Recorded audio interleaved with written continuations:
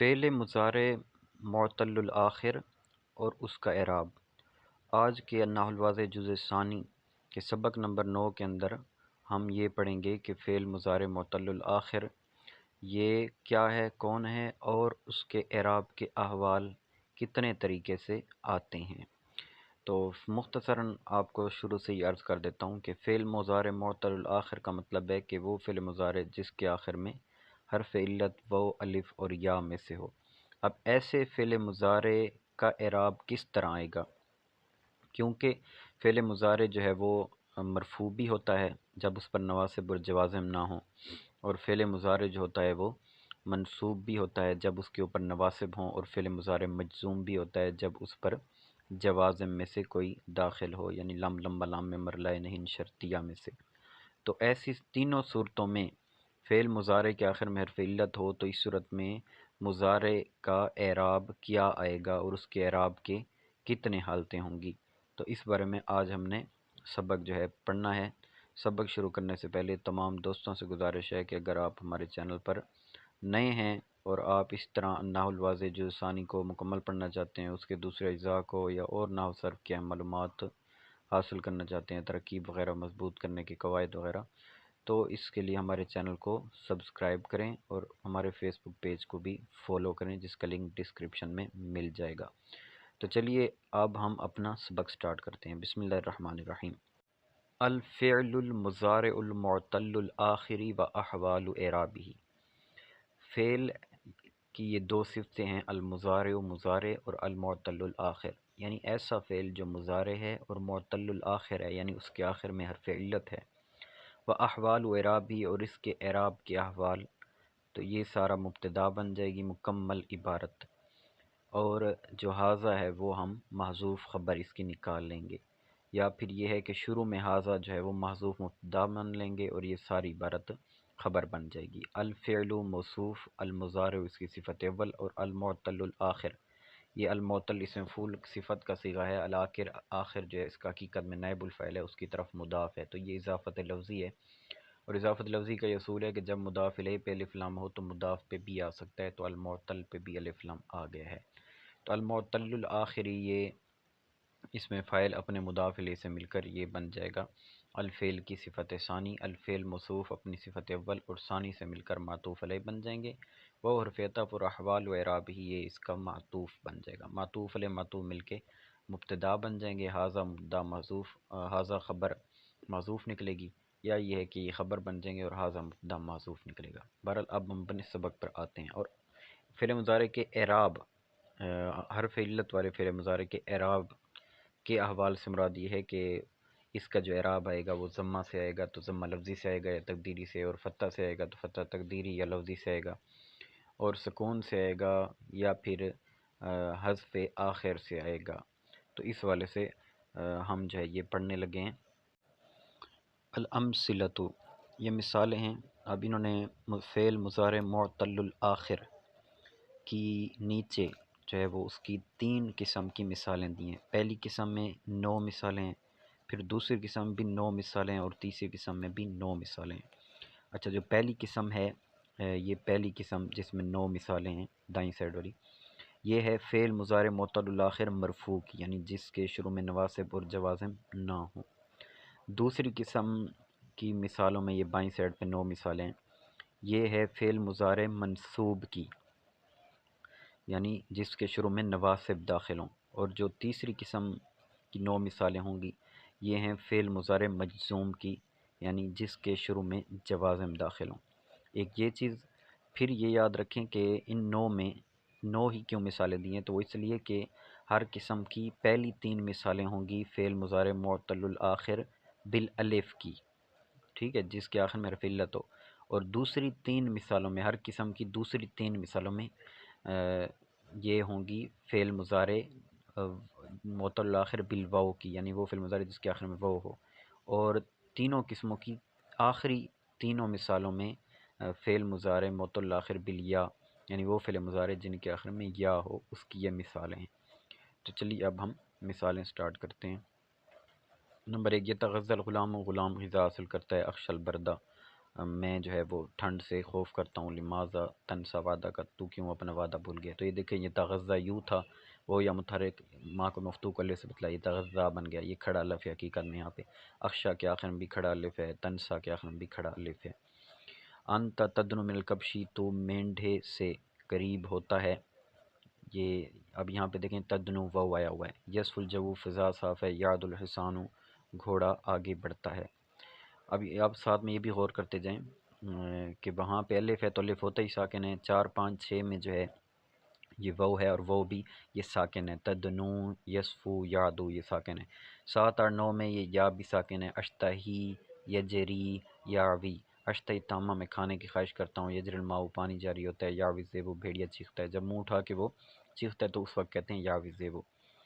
دوسرے یہی افعال ہیں لیکن یہ حالت نسبی میں ہوں گے، یعنی شروع میں ان پر نواسب داخل ہوں گے، جیسے کہ ان یتغذا، ان اخشا، لن تنسا. ابدو میں پسند کرتا ہوں، یتغذا الغلام کو غلام غذا حاصل کرے. یہاں پہ بھی یہ الف ہے آخر میں، یہاں اگرچہ زبر نے لکھا ہے کیونکہ وہ یمتر ماں کو مفتوح کو الف سے بدلا جاتا ہے. یہ تغذا یوں تھا تو یہ تغذا بن گیا. واجب ہے کہ ان اخشل، ضروری ہے کہ ان اخشل بردہ کہ میں ٹھنڈ سے خوف کروں. لن تنسا وعدہ کا، تو ہرگز اپنا وعدہ نہ بھولے گا. تو 4 5 6 نواسب کی مثالوں میں جو ہے یہ یہاں پہ دیکھیں خافن تدنوا، یہاں پہ اعراب ہے، یہاں پہ وہ پہ اعراب آ رہا ہے، لیکن وہاں پیچھے الف آ رہی تھی، الف پہ کچھ نہیں تھا. یہاں وہ پہ اعراب آ رہا ہے. ان یسوا، ان یادوا ساروں پہ اعراب آئے گا. میں خوف کرتا ہوں ان تدنوا کہ تو قریب ہو مینڈھے سے. میں مجھے یہ بات خوش کرتی ہے کہ فضا صاف ہو، اور لن یاد و لسان ہو، گھوڑا ہرگز آگے نہیں بڑھے گا. 7 اور 9 میں دیکھیں تو یہ یہاں یا ہے، اور یہاں یا پر بھی تینوں صورتوں میں اعراب ہے. لن اشتہیا، ان یجریا، لن یاویا. ہرگز میں کھانے کی خواہش نہیں رکھوں گا. میں یہ پسند کرتا ہوں کہ پانی جاری ہو. ہرگز بیڑیا نہیں چیخے گا. اس پہ یہاں پہ آپ دیکھیں لم یتغذى الغلام، یہاں جو آخر میں الف تھا وہ الف ہی گرا دیا یہاں پہ. لم یتغذى الغلام، غلام نے غذا حاصل نہیں کی. لم اخشل بردہ، میں نے ٹھنڈ سے خوف نہیں کیا. لا تنسا وعدک، اپنے وعدے کو نہ بھول. یہاں دیکھیں تو تینوں میں الف ہی موجود نہیں ہے. 4 میں دیکھیں تو یہاں بھی تینوں میں وہ موجود نہیں ہے، اور 4 5 6 میں، اور 7 اور 9 میں دیکھیں یہاں بھی آخر میں یا موجود نہیں ہے. تو جوازم میں آپ دیکھیں ساروں میں حرف علت کو حذف کر دیا گیا ہے. لا تدن من الکبشی، بھیڑیے سے قریب تو نہ ہو. اور لم یسف الجو، فضا صاف نہیں ہے. لم یعد لسان، گھوڑا آگے نہیں بڑھا. لم اشتہی تامہ، میں نے کھانے خواہش نہیں رکھی. لم یجری الماء، پانی جاری نہیں ہوا. لم یاوی زیبو، بھیڑیا نہیں چیخا. ہم ان مثالوں پہ بحث کرتے ہیں، اور بحث کرتے کرتے یہاں سے یہ ثابت بھی کرتے جائیں گے کہ مضارع مرفوع کے الف کی صورت میں کیا اعراب آئے گا، واو کی صورت میں کیا اعراب آئے گا، یا کی صورت میں کیا اعراب آئے گا. مضارع منصوب کے الف صورت میں کیا اعراب آئے گا، واو کی صورت میں کیا اعراب آئے گا، یا کی صورت میں کیا اعراب آئے گا. مضارع مجزوم کی الف کی صورت میں کیا اعراب آئے گا، واو کی صورت میں کیا اعراب آئے گا، یا کی صورت میں کیا اعراب آئے گا. چلو بحث کرتے ہیں. کہتے ہیں انظر، تو دیکھ، الافعال المضارعۃ التسعۃ فی القسم الاولی، افعال مضارعہ 9 افعال مضارع کی طرف القسم الاولی، پہلی قسم میں، یعنی دائیں سائڈ پہ جو 9 مثالیں تھیں. تجدو جمیعا معطلۃ الآخر، تون جمی کو معطلۃ الآخر پائے گا، یعنی سب کے آخر میں حرف علت ہے. الثلاث الاولی منہا بالالف، پہلی 3 مثالیں. الثلاث الاولی پہلی 3 منہا ان افعال مضارع میں سے وہ کیا ہیں، بالالف الف کے ساتھ ہیں. والثلاث الثانیہ، اور دوسرے 3 بالواوی واو کے ساتھ ہیں. والثلاث الاخیرہ، اور آخری 3 بالیاء یا کے ساتھ ہیں. بتجدو جمیعا موربتاً، اور تو پائے گا جمی کو مورب. جمی کو کیا پائے گا، مورب پائے گا. کیوں، یعنی یہ جمی مورب بھی ہیں جتنے کہ یہ 9 3 ہو گئے نا، تو یہ سارے کے سارے 9 جو ہے نا، یہ سارے کے سارے جو ہیں یہ کیا ہیں، مورب بھی ہیں. مورب کیوں ہیں، ساروں کی ایک ہی وجہ ہے. لخلوفیہا، کیونکہ ان کے خالی ہونے کی وجہ سے، ان افعال کے خالی ہونے کی وجہ سے. من نون نینی، یہ اصل میں نون نینی تھا، اضافہ وجہ سے نون گر گیا. من نون توکیدی ولی ناسی، نون تاکید ثقیل و خفیہ، اور نون جمع مؤنث سے خالی ہونے کی وجہ سے. تو جو مضارع نون تاکید اور نون جمع مؤنث سے خالی ہو وہ مورب ہوتا ہے. تو یہ مورب ہونے کی وجہ بھی بتا دی کہ یہ سارے مورب بھی ہیں. مجمی و مرفوعۃ، اور یہ جو پہلی قسم والے ہیں یہ سارے کے سارے مرفوع بھی ہیں. کیوں مرفوع ہیں، لخلوف، یا ان کے خالی ہونے کی وجہ سے. من ادوات النصب والجزم، حروف نواسب و حروف جوازم، ادوات نصب اور ادوات جزم سے خالی ہونے کی وجہ سے. تو بالکل پہلی جو قسم ہے اس میں کوئی نواسب اور جوازم نہیں ہے. یہ آپ دائیں سائڈ پہ دیکھ لیں، 1 2 3 4 سب میں کوئی نواسب اور جوازم نہیں ہے. تو یہ مرفوع ہیں. تو مرفوع نہ کبھی انہوں نے ثابت مرفوع نہ بھی کر دیا. ولیکن لیکن کہتے ہیں سبب، کیا سبب ہے، فی عدم ظہور ضمتی، ضمہ کے ظاہر نہ ہونے کا. التی وہ جو یہ علامت الرفع رفع کی علامت ہے فی اواخر یا ان کے اواخر میں۔ تو ضمہ کیا ہوتا ہے؟ رفع کی علامت ہوتا ہے۔ تو پہلی 9 قسمیں جو ہیں وہ مضارع مرفوع کی ہیں کہ شروع میں نواسب الجازم نہیں ہے۔ جب مضارع مرفوع ہیں تو وہاں آخر میں رفع کی علامت بھی ہونی چاہیے، تو رفع کی آخر میں علامت کسی میں بھی نہیں ہے، کسی میں بھی نہیں ہے۔ تو کہتے ہیں اب اس کا کیا سبب ہے کہ وہ رفع کی علامت جو ضمہ ہے وہ پہلی 9 مثالوں میں سے کسی میں بھی نہیں ہے۔ جیسے میں نے آپ کو بتایا تھا کہ پہلی 3 مثالوں میں الف ہے، الف ہوتا ہی ساکن، اس پہ کیا ضمہ لگے گا؟ وہ بھی ساکن اور یا بھی ساکن، ضمہ کہیں بھی نہیں۔ اب کہتے ہیں سبب بتا رہے ہیں آپ کو، کہتے ہیں سبب یہ ہے ان آخرہ کہ آخر کلی فعل ہر فعل کا من هذه الافعال ان افعال میں سے، یعنی قسم اول کے افعال میں سے ہر فعل کا آخر حرف علت وہ حرف علت ہے، وہ حرف علت اور حرف علت ان کا الفا اگر تو الف ہے، جیسے پہلی 3 مثالوں میں تعذرا تو متعذر ہے، ناممکن ہے ظہور ضمتی ضمہ کا ظاہر ہونا علی الف پر کیونکہ الف ساکن ہوتا ہے اور الف پر ساکن پر ضمہ ظاہر نہیں ہو سکتا۔ وَإِن كَانَ واون، اور اگر واو ہو او یان یا یا ہو، جیسے کہ دوسری 3 اور تیسری 3 مثالوں میں کان ضمہ مستثقلا، تو یہ واو اور یا کا جو ضمہ ہوتا ہے یہ مستثقلا کیا ہوتا ہے؟ ثقیل ہوتا ہے، ٹھیک ہے۔ وہ اور یا پہ جو ضمہ ہوتا ہے وہ ثقیل ہوتا ہے۔ اور یہاں یہ بھی کہہ سکتے ہو کان ضمہ یعنی اس فعل مضارع کا ضمہ جس کے آخر میں وہ یا ہو، اس کا ضمہ ثقیل ہوتا ہے، تو وہ اور یا حرف علت ہیں اور یہ ضمہ کو برداشت نہیں کر سکتے۔ والی کا اسی وجہ سے کہتے ہیں اب کوئی چارہ ہی نہیں ہے، جب ضمہ آ ہی نہیں سکتا، ضمہ آ ہی نہیں سکتا تو پھر کیا یہی صورت ہے کہ ان کو ساکن رکھنا پڑے گا۔ تو کہتے ہیں ولی اور جب ساکن رکھنا پڑے گا تو ضمہ وہاں پہ مقدر بن جائے گا، چھپا ہوا بن جائے گا، نہ پڑھا جانے والا بن جائے گا، تقدیری بن جائے گا۔ کہتے ہیں اسی وجہ سے لم یکن ہونا کا نہیں ہے یہاں پہ بدن کوئی ہیلا من بقائی حرف علت، حرف علت کو باقی رکھنے میں سے ساکن ساکن، حرف علت کو باقی رکھنا ساکن، اس کے علاوہ یہاں پہ کوئی ہیلا نہیں ہے۔ وہ تقدیر ضمت علیہ اس پر یعنی حرف علت پر ضمہ کو مقدر کر دینا فی جمیع احوال جمیع احوال میں، یعنی واو والی صورت میں، یا والی صورت میں، الف والی صورت میں، جمیع احوال میں ضمہ کو تقدیر مقدر ماننے اور حرف علت کو ساکن کرنے کے علاوہ کوئی چارہ نہیں ہے۔ تو دوستو یہ دیکھیں اس بات سے ایک قسم کا نتیجہ کمپلیٹ ہو گیا اور نکل آیا کہ مضارع مرفوع جب ہو اور حرف علت اس کے آخر میں ہوتا ہے، اس صورت میں ہر حال میں جو ضمہ ہوگا وہ کیا ہوگا؟ مقدر ہوگا۔ آگے چلتے ہیں دوسری قسم طرف۔ کہتے ہیں انظر تو دیکھ لحاظ الافعال انہی افعال کی طرف، نفسیہ خود ہی انہی افعال کی طرف دیکھ، مرتن ثانیہ ایک اور ہی مرتبہ انہی کی طرف دیکھ، لیکن پہلی قسم میں نہ دیکھ، اب فی القسم ثانی دوسری قسم میں دیکھ جو بائیں سائڈ پہ 9 مثالیں ہیں جس پہ شروع میں نواسب داخل ہیں۔ تائید دعا موربتاً ساروں کو تم مورب پائے گا، کما کانت جیسے کہ تھے فی القسم الاول، قسم اول میں مورب تھے کیونکہ ان کے آخر میں نون تاکید اور نون نسوہ نہیں ہے۔ ولیکن لیکن ایک فرق اب تو دیکھے گا قسم اول کے دوران اور قسم ثانی میں کہ ولیکن لیکن یہ جو افعال ہیں جو قسم ثانی میں ہیں تغیرت، یہ متغیر ہو چکے ہیں من الرفع رفع سے نصبی نصب کی طرف، کیوں؟ لدخول یا ادوات النصب یا ادوات نصب کے داخل ہونے کی وجہ سے علیہا ان پر۔ وَإِذَا بَحَثْنَا، اور جب ہم بحث کریں گے فی اواخر یا ان کے اواخر میں، لم نجد تو ہم نہیں پائیں گے للنصبی نصب کے لیے اثراً ظاہراً کوئی ظاہری اثر فی الافعال ان افعال میں التی جو آخر کل منہا آخر ہر ان میں سے ایک کا الف الف ہے، ان میں سے ہر ایک کے آخر میں جن کے بھی الف ہے، قسم ثانی کے آخر میں سے جن کے بھی آخر میں الف ہے، تو وہاں تو ضمہ کا نصب کا کوئی اثر نہیں پائے گا کیونکہ نصب کا اثر کیا ہے؟ فتح ہے، تو الف پہ فتح ظاہر ہم نہیں کر سکتے۔ پہلی 3 دوسری قسم کی یہ پہلی 3 مثالیں جن کے آخر میں الف ہے، تو الف پہ ہم فتح کیسے ظاہر کریں گے؟ الف ہوتا ہی ساکن ہے، اس پہ کوئی اعراب ظاہر نہیں کر سکتے۔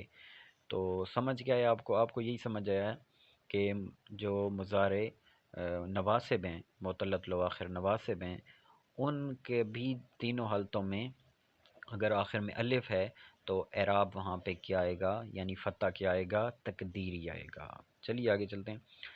آگے کہتے ہیں وَالسِّرُّ فِي هَذَا الْاخْتِلَافِ، بلکہ اس سے پہلے ہے کہ بخلاف الافعال، کہ الف میں تو آپ کو نصب کا اثر ظاہر نہیں ملے گا، لیکن بخلاف الافعال بخلاف ان افعال مضارع نواسبہ کے التی آخرها کہ جو آخر ان کا واون او یاون، واو ہے یا ہے، جن کا آخر واو یا ہے ان کے آخر میں ان کے آخر کے برخلاف، ٹھیک ہے، کہ ان کے آخر میں تو نصب کا اثر پائے گا۔ کیسے؟ فَإِنَّ النَّصْبَ فِيهَا ظَاهِرٌ، ان میں نصب ظاہر ہے، تو بالکل ایسے جیسے کہ میں نے آپ کو شروع میں بتا بھی دیا تھا کہ یہاں پڑھیں گے ان تدنوا ان یصفوا لن یعدوا اشتہیا یجریا لن یعویا، تو یہاں پہ نصب کا اثر جو فتح ہے وہ کیا ہے؟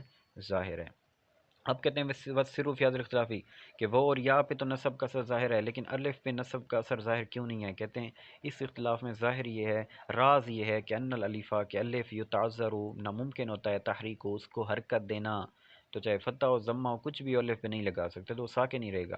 ولیذالک اسی وجہ سے تقدر مقدر کیا گیا علیہ اس پر الفتح تو فتح فی حالت النصبی حالت نصب میں الف پر کیا کیا گیا؟ فتح مقدر کیا گیا، فتح تقدیر رکھا گیا۔ اما الواو والیاء بر الواو اور یا فمن سہلی پس سہل میں سے ہے ان نطق کو نطق کرنا بہما ان کے ساتھ مفتوحتین اس حال میں کہ دونوں مفتوح ہوں، یعنی اس حال میں کہ دونوں مفتوح ہوں تو ان کے ساتھ نطق کرنا، ان کو پڑھنا بولنا یہ سہل ہے، آسان ہے۔ ہاں وہ یا پہ ضمہ ہو تو ان کو پڑھنا ثقیل ہوتا ہے، ویسے ان کا نطق کیا ہوتا ہے؟ آسان ہے۔ فمن السہل پس سہل میں سے ہے، یعنی آسان بات میں سے ہے نطق کو نطق کرنا بہما ان دونوں کے ساتھ، یہ ہما ذوالحال بنے گا، مفتوحتین اس حال میں کہ دونوں کیا ہوں؟ مفتوح ہوں۔ تو جب نطق آسان ہے اور فتح پڑھ سکتے ہیں، نصب کا ظاہر ظاہر ہو گیا تو وَلِذَالِکَ اس وجہ سے تظہر علیہم الفتح عند نصب نصب کے بعد ان پر فتح ظاہر ہوگا کہ وہ آسان ہے۔ آگے ہم چلتے ہیں تیسری قسم جوازم والی طرف۔ تو میں نے آپ کو شروع سے اشارہ بھی کیا تھا، بتایا بھی تھا کہ جوازم میں کہیں بھی آپ نہ الف کو دیکھو گے، نہ واو کو دیکھو گے، نہ یا، وہاں شروع صرف علت ہی جوازم میں حذف ہو جاتے ہیں۔ یہ دیکھیں کہ لم اشتہ میں یا نہیں ہے، لم یجری میں یا نہیں ہے، یاوی میں یا نہیں ہے، یسف میں وہ نہیں ہے، یادم میں وہ نہیں ہے، تدنو میں وہ نہیں ہے، تنسا میں الف نہیں ہے، اکشا میں الف نہیں ہے، تغذہ کے آخر میں الف نہیں ہے۔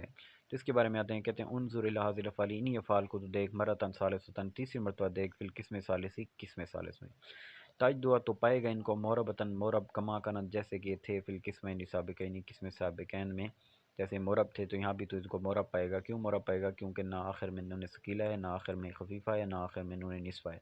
لیکن کہتے ہیں ولیکن ہاں لیکن سارت یہ ہو گئے ہاں ہونا یہاں پہ، ہونا یہ ہو گئے مجزومتاً کیا ہو گئے؟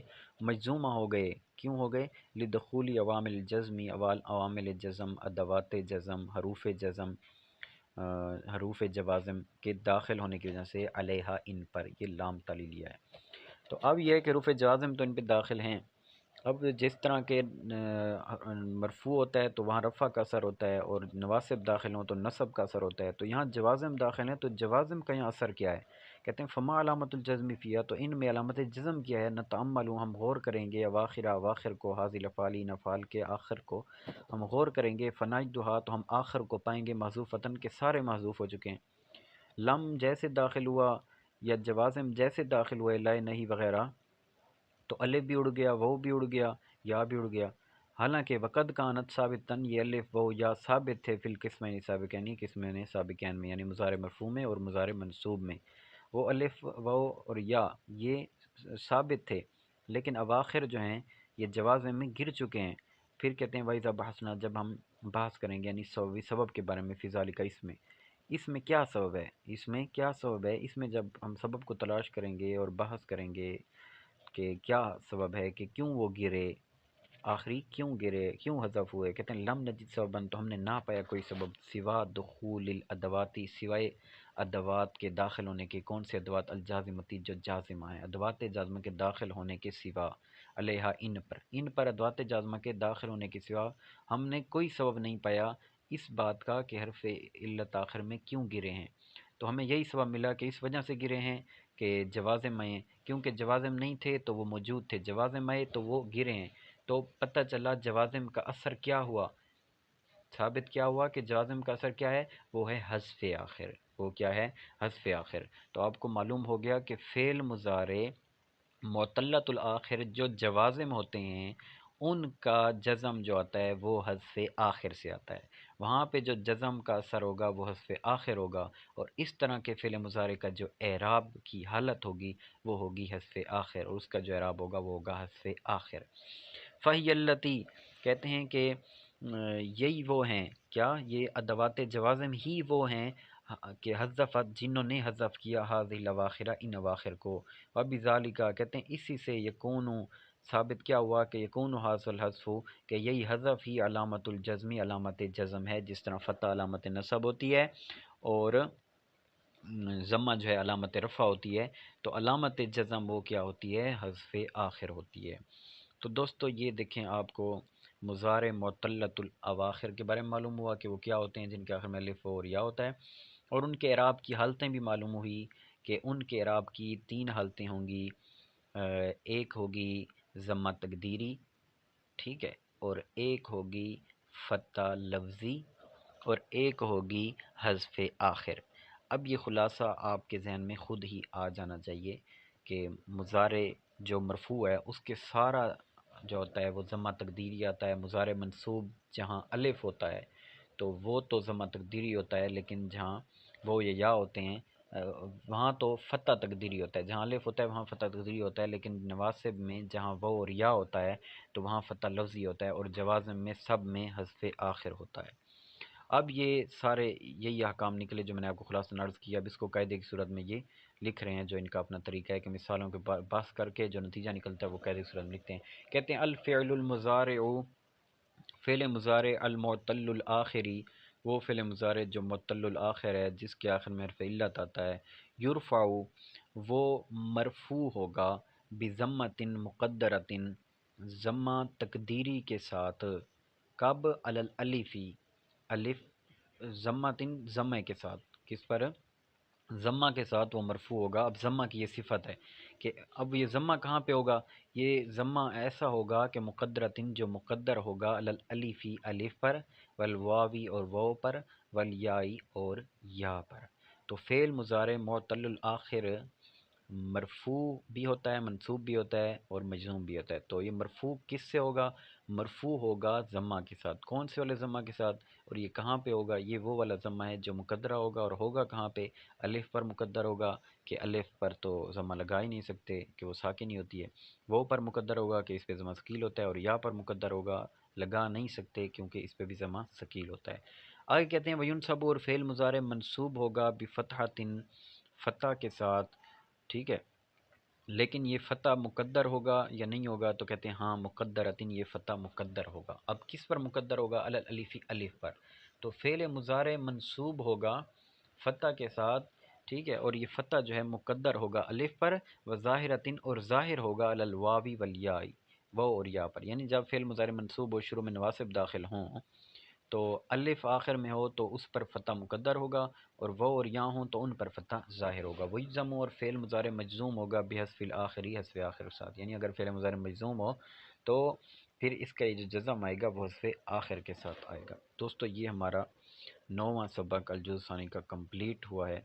اس طرح اگر آپ ہمارے ساتھ رہیں گے تو انشاءاللہ عز و جل النحو الجزء الثانی کمپلیٹ بھی ہو جائے گی اللہ کرم سے، اور باقی اجزاء بھی ہم شروع کریں گے، اور آپ کو دیکھیں غور کریں کہ کتنے ہی اہم فوائد جو ہیں وہ حاصل ہو رہے ہیں، اور نئے انداز سے جو ہے یہ اسباق سن رہے ہیں، پڑھ رہے ہیں۔